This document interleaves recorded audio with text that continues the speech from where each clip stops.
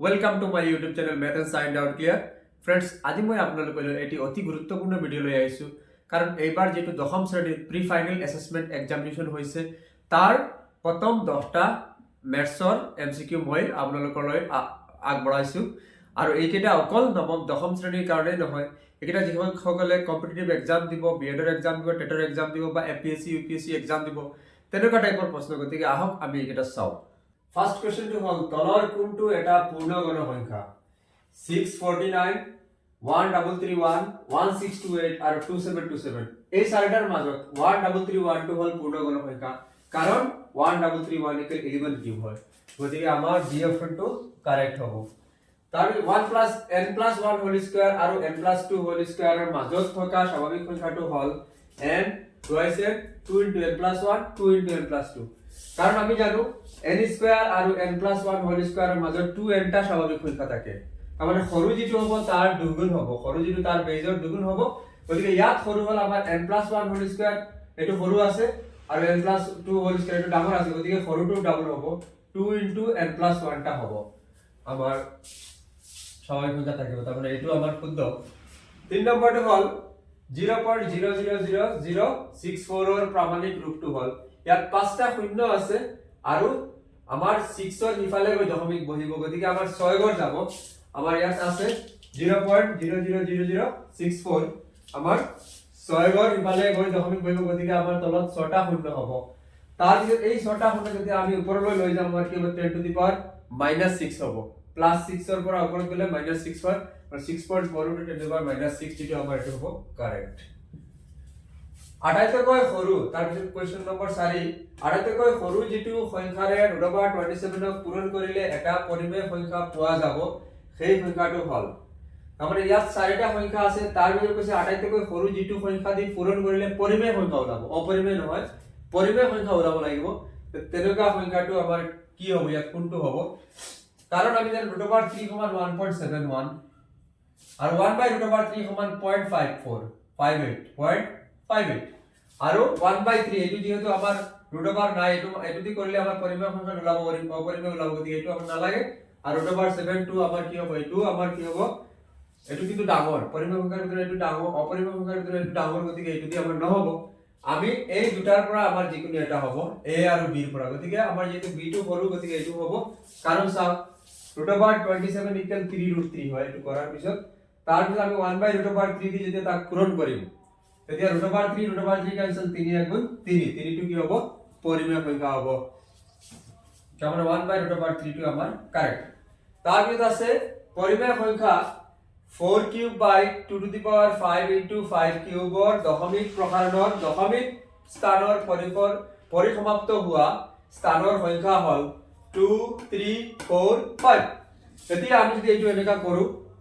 4 cube by 2 to the power 5 into 5 cube এতিয়া সব ইয়াত পাৱাৰ আমাৰ 5 আছে ইয়াত পাৱাৰ আমাৰ 3 আছে গতিকে পাৱাৰ বিলাক আমাৰ একে বনাব লাগিব গতিকে একে বনাৰ কাৰণে ইয়াত 5 3টা আছে গতিকে আৰু দুটা 5 এৰ তলে উপৰে পূৰণ কৰিম তেতিয়া আমাৰ কি হ'ব 2 to the power 5 আৰু 5 to the power আমাৰ কি হ'ব 3 দিয়ে 5 হৈ যাব আমাৰ 2 into 5 to the power whole 3 to the power 5 আৰু 4 কিউব মানে 64 আৰু 5 স্কয়াৰ মানে 25 64 আৰু 25 হলে 1600 হয় আৰু তলত কি হ'ব আমাৰ পাঁচটা শূন্য হ'ব এক লিখি এটা দুটা শূন্য ক্যান্সেল এতিয়া তিনিটা শূন্য আছে গতিকে 3 গৰ আগত দশমিক আমাৰ দশমিক প্ৰসাৰণৰ পিছত দশমিকৰ পিছত তিনিটা ঘৰ থাকিব আমাৰ কৈছে কেইটা ঘৰত গৈ সমাপ্ত হ'ব আমি তিনিটা ঘৰৰ পিছত গৈ আমাৰ কি হ'ব সমাপ্ত হ'ব আহক আমি কোৱেশ্চন নম্বৰ 6 লৈ যাও কৈছে দুটা সংখ্যা a আৰু b যেতিয়া 7 আৰু 6 ৰে হৰণ কৰিলে ভাগশেষক্ৰমে p আৰু q পোৱা যায় তেন্তে p + q ৰ সৰ্বোচ্চ মান হ'ব এটো আমি কৈছে 1 আমি 7 ৰে হৰণ কৰিম কৰিলে কৈছে p পোৱা যায় আৰু b কৈছে আমাৰ 6 ৰে যদি হৰণ কৰা হয় তেন্তে কৈছে q পোৱা যায় এতিয়া 7 দি কোনো এটা সংখ্যা হৰণ কৰিলে তাৰ সৰ্বোচ্চ ভাগশেষটো আমাৰ 6 লৈকে হ'ব পাৰে আমাৰ p মান 6 লৈকে হ'ব পাৰিব কাৰণ ভাগ কৰাৰ পিছত আমাৰ অংক এটা কৰাৰ পিছত ভাগশেষটো আমি 7 লৈকে নহয় 7 ৰ তলত হ'ব 0 ৰ পৰা 6 লৈকে হ'ব পাৰে গতিকে সৰ্বোচ্চ আমাৰ 6 হ'ব আৰু 6 দি যদি আমি b যেতিয়া 6 ৰে হৰণ কৰিম তেতিয়া তাৰ সৰ্বোচ্চ আমাৰ কি হ'ব 5 লৈকে বাকি থাকিব পাৰে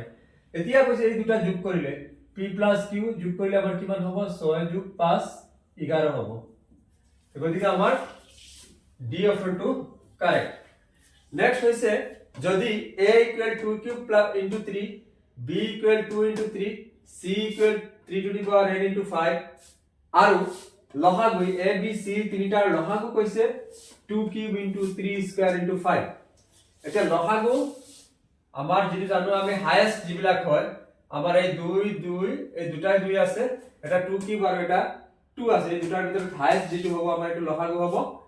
লসাগুত যাব তাৰ ভিতৰত 3 আৰু 3 আৰু 3 to the power n যেহেতু এই দুটাৰ 1 আছে পাওয়াৰ গতিকে আমাৰ ইয়াত ডাঙৰ 3 to the power n মানে আমাৰ 3 স্কয়াৰ আছে 3 স্কয়াৰ লোৱা হৈছে আৰু আমাৰ কি হ'ব যিবিলাক নিমিলে লসাগুত কি হয় যিবিলাক আনকমন এইবিলাকো আহি যায় কমনৰ ডাঙৰটো আৰু আনকমন আহে গতিকে ইয়াত দেখা গ'ল 2 কিউব আহিছে ইয়াত 3 3 আৰু এইটো 3 স্কয়াৰ আসলতে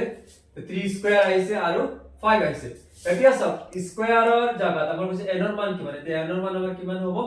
n ৰ মান আমাৰ 2 হ'ব n ৰ মান যেহেতু ইয়াত 3 স্কয়াৰ দিছে গতিকে আমাৰ কি হ'ব n ৰ মানটো কি হ'ব 2 হ'ব তো n ইকুয়াল কিমান হ'ব আমাৰ 2 হ'ব তো আমাৰ অপশন নাম্বাৰ 2 টো কাৰেক্ট সি অপশন কাৰেক্ট তলৰ কোনটো এটা বহুপদ এতিয়া আমি জানো বহুপদ হবলৈ আমাৰ যিবিলাক ৰাখি থাকিব এইবিলাকৰ চলকৰ ঘাত এটা পূৰ্ণ সংখ্যা হ'ব লাগিব আৰু পূৰ্ণ সংখ্যা আমি জানো পূৰ্ণ সংখ্যা আমাৰ w ইকুয়াল জানো আমাৰ 0 1 2 3 এনেকা যাব 0 ৰ পৰা আৰম্ভ হ'ব এতিয়া মাইনাস মান এলাও নহব ভগ্নাংশ এলাও নহব গতিকে যেহেতু এইটো আমাৰ 1/a এইটো যদি আমি ওপৰত লৈ যাও তেতিয়ালে a to the power minus n a to the power minus n equal 1/a যেতিয়া এইটো ওপৰত যাব তেতিয়া এই দুইটো মাইনাস হৈ যাব ইয়াত -1 হ'ব গতিকে এইটো আমাৰ কি হ'ব নহব এইটো কি আছে 1/a টু দি পাৱাৰ -1 আছে বা 1/x টু দি পাৱাৰ -1 যেতিয়া এইটো ঘূৰি যাব তেতিয়া কি হ'ব x টু দি পাৱাৰ +1 হ'ব এইটো হ'ব x² + x + 3 গতিকে আমাৰ এইটো কি হ'ব আমাৰ বহুপদ হ'ব এইটো সব পাৱাৰ 1 আছে যেতিয়া ওপৰত যাব এইটো মাইনাস হৈ যাব গতিকে এইটো আমাৰ নহব এইটো ৰুট ওভাৰ আছে ৰুট ওভাৰ মানে আমি জানো আমি x টু দি পাৱাৰ কি হ'ব হাফ + 5 ৰুট ওভাৰ মানে হাফ গতিকে হাফ আমাৰ ভগ্নাংশ নাই পূৰ্ণ সংখ্যা গতিকে আমাৰ কি হ'ব অপশন বি টো কাৰেক্ট 9 নম্বৰ কোৱেশ্চনটো হ'ল যদি 3x² - 5x + 2 বহুপদটোৰ শূন্য দুটা আলফা আৰু বিটা হয় তেন্তে আলফা + বিটা - আলফা বিটা মান হ'ব তাৰমানে শূন্য দুটাৰ যোগফল মাইনাস শূন্য দুটাৰ পূৰণফল কি হ'ব আমি ইয়াত অপশন আছে a = 0 b = 1 c = 2/3 আৰু d = 3/5 এতিয়া আমাৰ দ্বিঘাত বহুপদ যেটো আছে 3x² -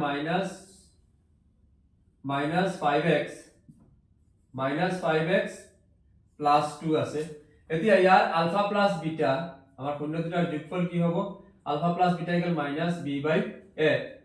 মাইনাস b এর মান হবে আমার -5/a হবে 3 আমার কি হবে 5/3 ঠিক একই ধরনে ULFA beta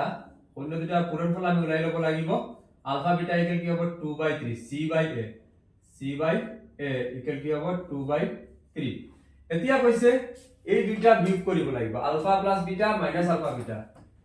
alpha + beta - alpha beta কৰিব লাগিব তে আমাৰ 5/3 -2/3 3 আর 3 এর এলসিএম 3 হবে 3 দিয়ে 3 কে একবার 1 5 গুণ 5 3 দিয়ে 3 কে একবার 1 2 গুণ 2 5 এর পরা 3 2 গুছি গল 3 যাইব 3/3 মানে 1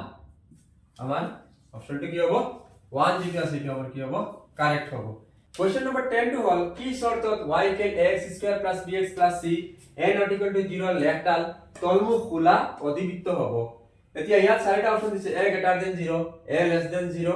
a > b a < b এতিয়া फ्रेंड्स এটো কাৰণে আমি জানো যদি আমাৰ উপৰমুখ খোলা হয় উপৰমুখ খোলা অধিবৃত্ত হলে আমাৰ a > 0 হ'ব উপৰমুখ খোলাৰ কাৰণে কিন্তু তলমুখ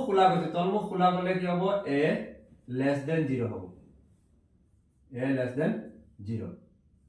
আমাৰ এটো বিচাৰিছে গতিকে আমাৰ কি হ'ব a < 0 যেটো আমাৰ এটো কি হ'ব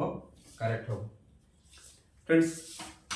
আশা কৰো আপোনালোকে মোৰ ভিডিওটো ভাল পাব যদি ভাল পায় লাইক শেয়াৰ আৰু সাবস্ক্ৰাইব কৰিব আৰু বেল আইকনটো দবাই দিব যাতে পৰৱৰ্তী ভিডিও যিবিলাক দিও দিয়াৰ লগে লগে আপোনালোকে পায় ধন্যবাদ